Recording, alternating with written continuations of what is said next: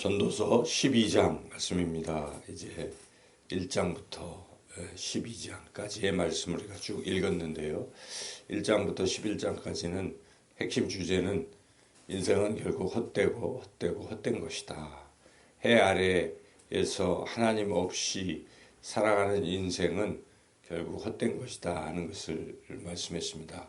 그러므로 해 위에 계신 하나님을 경외하고 하나님의 말씀에 순종하며 사는 것이 그것이 헛되지 않은 삶이다 하는 것을 전도자가 쭉 여러 가지 경우를 통해서 말씀을 했습니다.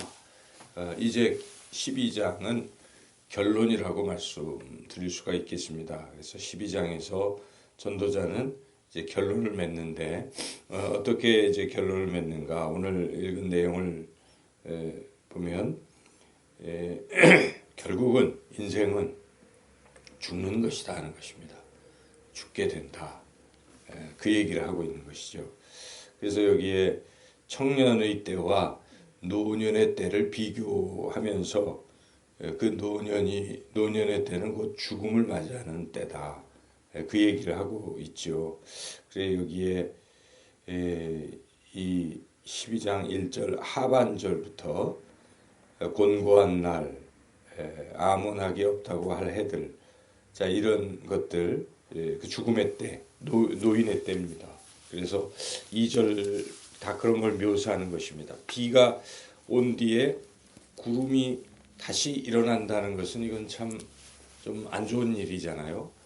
비가 온 뒤에 이렇게 맑게 개어서 구름도 없고 이제 비는 안 온다, 희망이 있는 것인데 비가 오고 났는데 다시 또 구름이 끼면 어떻습니까? 비가 또 온다는 소리입니다. 이거는 뭐 별로 이제 희망도 없다는 그런 상태를 묘사하는 표현이죠. 그리고 3절부터 보면은 이건 노인의 신체적인 모습을 은유적으로 표현한 것이라고 볼 수가 있습니다. 거기에 힘있던 자들이 구부러진다, 떤다. 그리고 맷돌질하는 자들이 적다 하는 것은 이 맷돌은 이 치아를 상징하고 있죠. 그래서 노년 나이가 들면 이빨이 많이 빠지잖아요. 없어지고 지금이야 뭐 임플란트도 하고 틀니도 해서 보충을 하지만 옛날 분들은 틀니가 어디 있겠습니까? 그러므로 나이가 많이 들면 이가 없기 때문에 먹고 싶어도 못 먹고 뭐 그렇게 되는 것입니다. 그리고 여기에 창들로 내다보는 자가 어두워진다. 이것은 눈의 시력이 극히 어두워지는 것을 묘사하겠죠. 이와 같이 노년이 될 때 여러 신체적 기능들이 다 쇠약해지고 그러하다 하는 것을 이제 여기에 뭐 5절에서도 결국 그런 뭐 정욕도 그치고 뭐 의욕도 없잖아요. 노인들은 이제 그렇게 되는 것입니다. 그렇게 되고 결국은 이제 5절 끝부분에 보니까 영원한 집으로 돌아가게 된다. 그리고 7절 읽어볼까요? 흙은 여전히 땅으로 돌아가고 영은 그것을 주신 하나님께로 돌아가기 전에 기억하라. 그러니까 결국 죽게 된다. 이 얘기를 하고 있는 것입니다. 이 얘기를 왜 하는 것입니까? 지금 청년들에게 권면하면서 지금 너희가 청년의 때라서 힘이 있고 모든 것 다 할 수 있을 것 같고 그런 상태이지만 시간이 지나면 너희들도 결국은 노년이 되고 결국은 죽게 된다. 그러므로 이렇게 모든 것을 할 수 있다고 생각하는 이러한 때, 청년의 때에 반드시 할 일이 있다. 하나님을 기억하라. 너를 지으신 창조주를 기억하라. 지금 이것을 말씀하고 있는 것입니다. 그래서 하나님을 기억하라는 게 핵심인 것입니다. 하나님을 기억해라. 젊을 때는 하나님을 기억하기가 쉽지가 않습니다. 자기가 힘이 있거든요. 그리고 모든 거 할 수 있는 것 같고 의욕이 넘치고 즐겁고 하다 보니까 뭐 하나님을 찾기가 참 어렵지 않습니까? 한국 교회의 지금 문제가 청년들이 교회를 떠나고 있는 것입니다. 그들에게 낙이 너무나 많아진 것이죠. 여러 가지 원인들이 있다고 할 수 있겠지만 결국은 세상이 즐거워서 교회를 안 찾는 것입니다. 세상이 좋으니까요. 할 게 많고 볼 게 많고 그런데 그런 시절도 다 지나가게 된다. 인생은 결국 죽게 된다. 이제 그런 이야기죠. 제가 어제 오후에 참 안타까운 소식을 접했습니다. 대학교 동기인데 그 과대표도 하고 뭐 아주 활동적으로 대학교 교수인데 참 여러 가지 열심히 하는 그런 친구인데 그 얼마 전부터 아프다고 그랬는데 이제 지난주에 이 세브란스 혈액암 그 백혈병 그 진단을 받고 그 입원하게 된 거예요. 몰랐다가. 근데 그 진단을 받고 이제 뭐 1년 동안 4번의 사이클로 자기가 쓴 글이에요. 문자 이메일 보낸 글인데 그 읽어보니까 그래서 이제 앞으로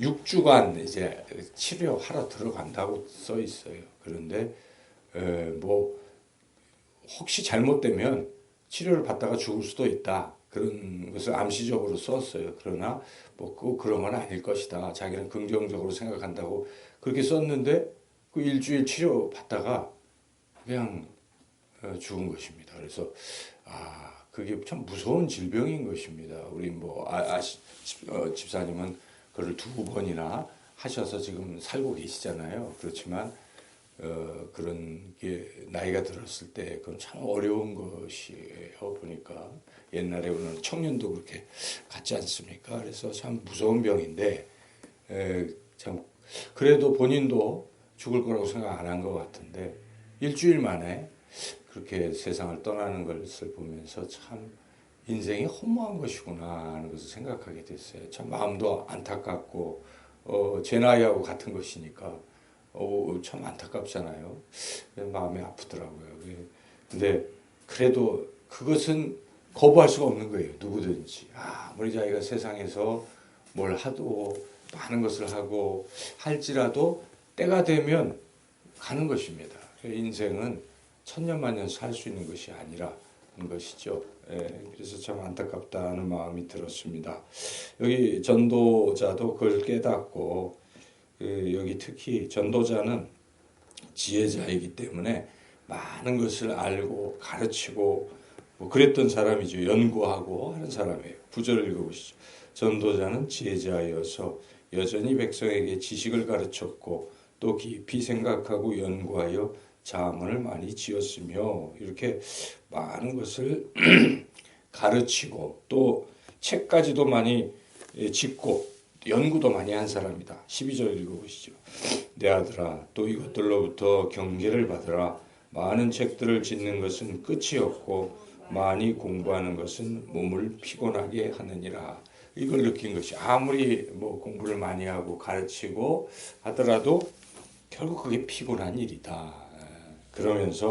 그러므로 인생의 그 모든 것이 다 헛된 것이기에 중요한 것이 있다. 결론을 이제 마지막 13절, 14절에서 내리고 있죠. 같이 읽겠습니다. 일의 결국을 다 들었으니 하나님을 경외하고 그의 명령들을 지킬지어다. 이것이 모든 사람의 본분이니라.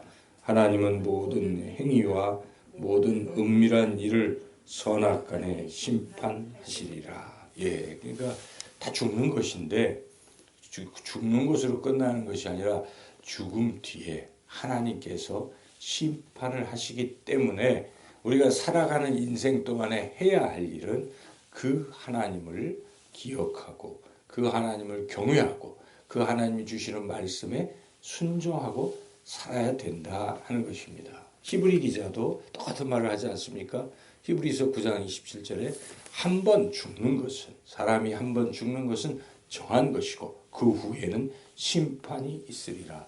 우리 심판이 있다는 것을 잊어서는 안 됩니다. 심판이 있습니다.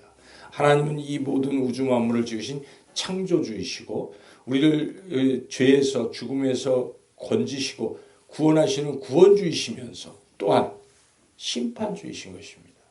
우리 예수님이 재림하셔서는 거기로부터 살아있는 자와 죽은 자를 심판하러 오시리라. 심판주. 그래서 우리가 심판에 대한 것을 자꾸 잊기 때문에 하나님 앞에서 경거망동하고 하나님을 대적하기도 하고 함부로 이야기하고 불순종하고 그렇게 살아간단 말이죠. 안 됩니다.